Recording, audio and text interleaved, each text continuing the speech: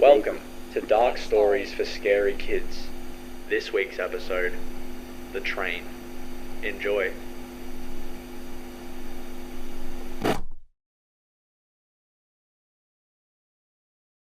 There was once a boy who had anger in his blood. He knew its every expression and its every effect. He got it from his father, and his father had gotten it from his grandfather, and him from his father too. It was as if every man in their family had inherited an awful pair of invisible glasses to view the world through, their blood-red tint warping everything around them into its worst, most offensive form. Though the boy was like his father in many ways, there was a difference in him compared to the rest of his family tree.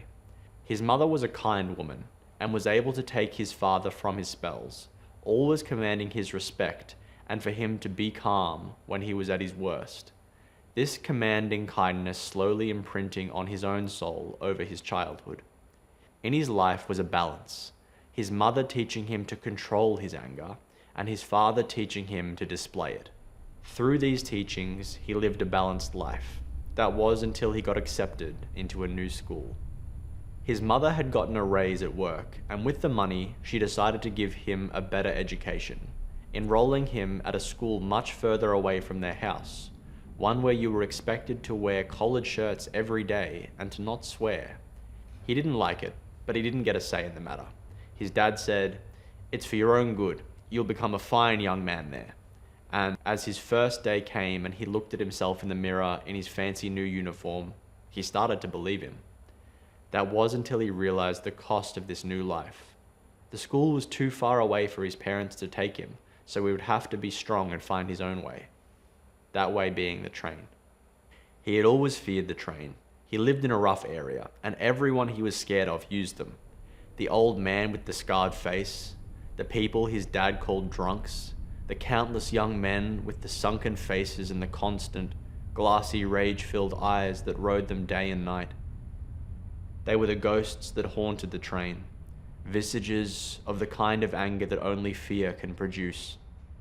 Regardless of his fear of these people, he had no choice.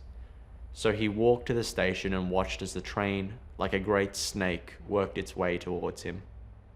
He planned his journey out in his head, counted on his fingers how many stops he would pass before he reached the school, and thought about which seat he would take.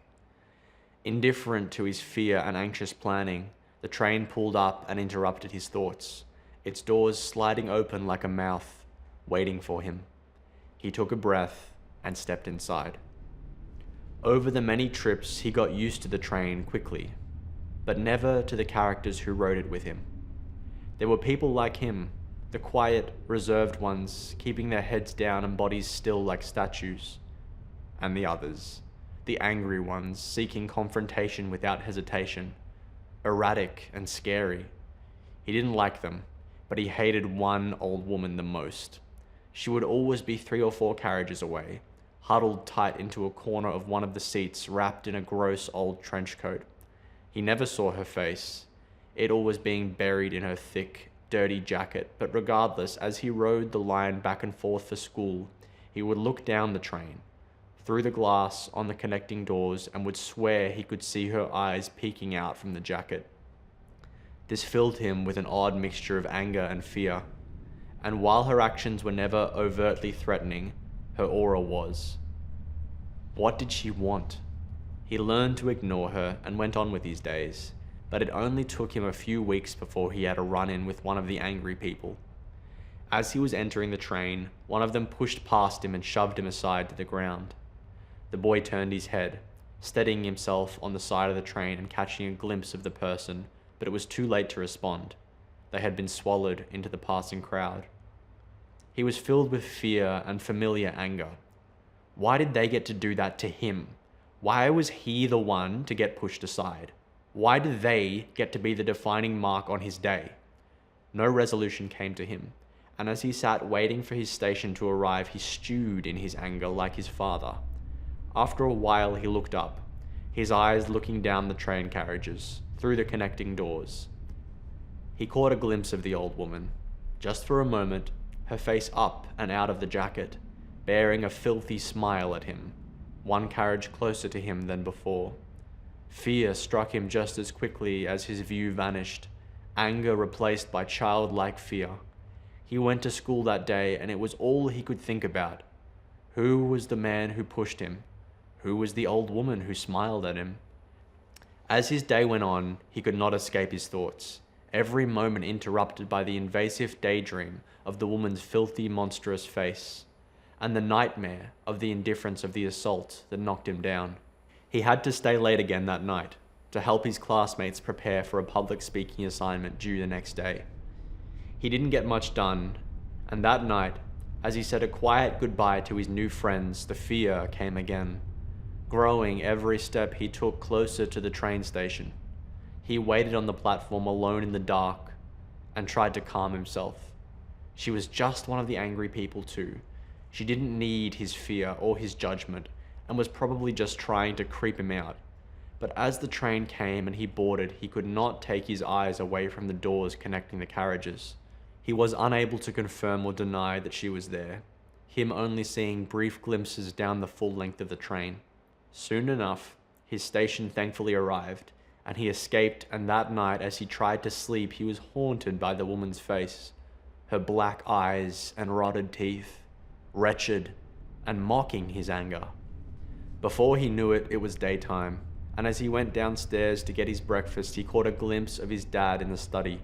He opened the door and asked his dad, "Are you working from home today, father?"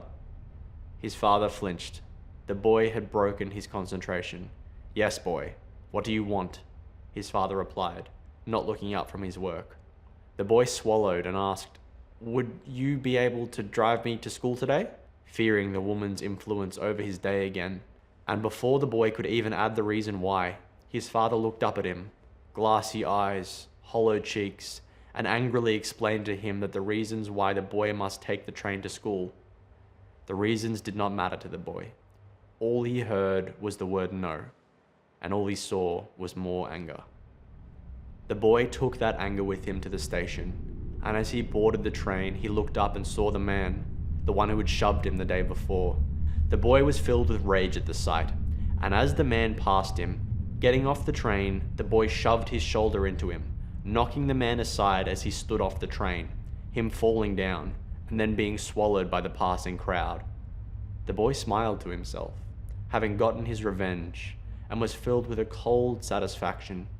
He felt bad and good about it at the same time, it almost making him feel sick, but as he followed his routine, looking up and down the carriages to check on the old woman once more, this feeling was flushed from him.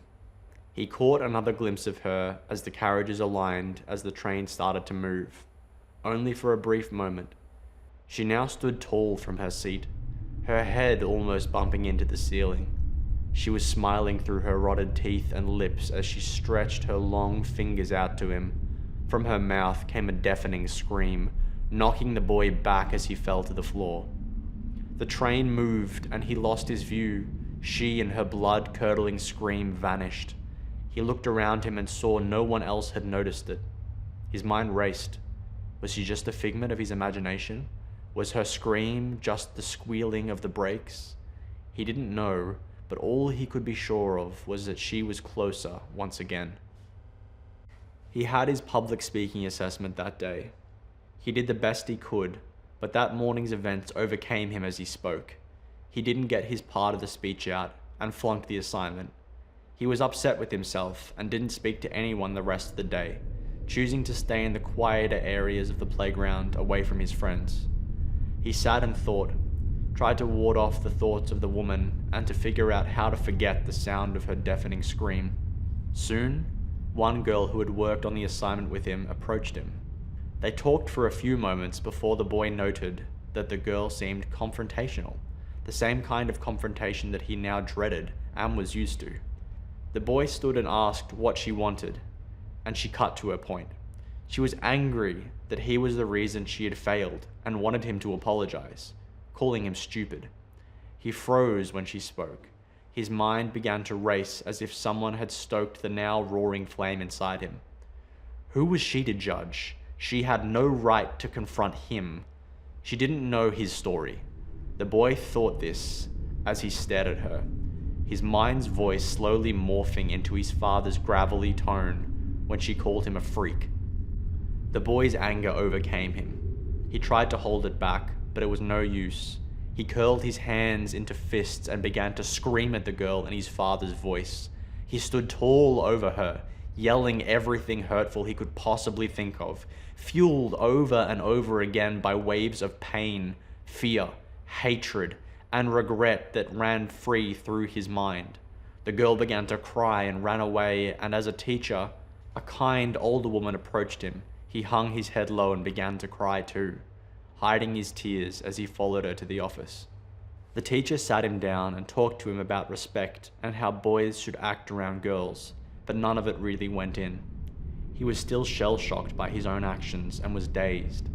After a while, they just sat in silence. The boy was exhausted and just wanted to go home. The teacher asked him, "Are you happy?" And the boy wondered. He explored his mind for a moment, tried to find something, but was still blinded by the disappointment he felt at his own actions that day. The boy looked up to his teacher and said, "I'm angry, and I don't know why." The teacher tried to sympathize with him, but he shut himself down again. It was too long a day, and he knew that he had another train ride home. They kept him late that night. The principal wanted to see him. He was an older man, and he yelled at the boy about respect. The principal saw the boy's disconnection and sent the boy on his way, telling him he would call his parents and that he was suspended. The boy then wandered out alone into the darkness, where only the train station lay waiting. The boy did not see a soul that night. The world was cold, still, and deadly quiet. It was peaceful, but not to him. As the world was dark and in the shadows, the woman surely lay waiting for him. He reached the train station and waited on the platform, too tired to be scared of what was coming. And as the train arrived, he boarded without a single thought. He sat and faced himself away from the rest of the train. He was alone and couldn't be bothered looking out for the woman today. The train departed and he began his trip home. His mind wandered as the train rocked back and forth, thinking about his dad, his grandfather, and so on. Anger grew in him again for a moment, thinking about the curse given down to him. The boy let his head rest down between his knees and didn't even react when he heard the connecting door to the carriage open. He realized he probably should care, due to it being late at night. So with his head between his legs, he opened his eyes and got an upside-down view of under the seats of the train. He didn't see anyone near the seats, but he did see someone in the carriage's main walkway. He had a clear view of two old feet quickly shuffling towards him, swaying around them the tails of an old jacket, the old woman's jacket.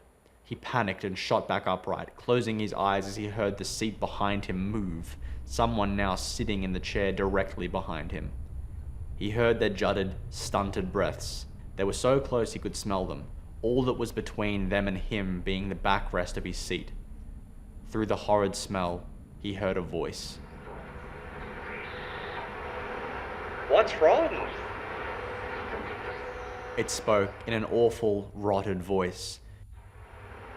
"You are one unlike the others, boy. You carry a debt, as we all do." The boy began to cry. Then the voice spoke again. "Don't you know? Boys don't cry." He felt a hand take his shoulder. He screamed and opened his eyes, catching his last glimpse, the woman stretching her body around the chair to stare at him face to face, rotten black teeth, her pupils collapsing inward with decay.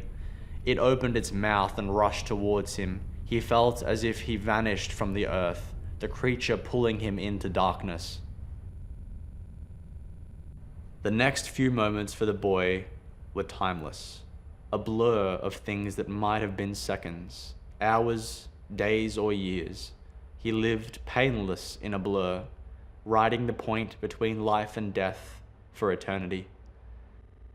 In his conscious moments, he thought he might be a ghost and could have sworn he heard the sound of his mother crying. Every so often, when time would slow and when he would start to forget the girl, the old woman, or his father, he would find himself back on that train again, looking into his reflection in the glass of the train window.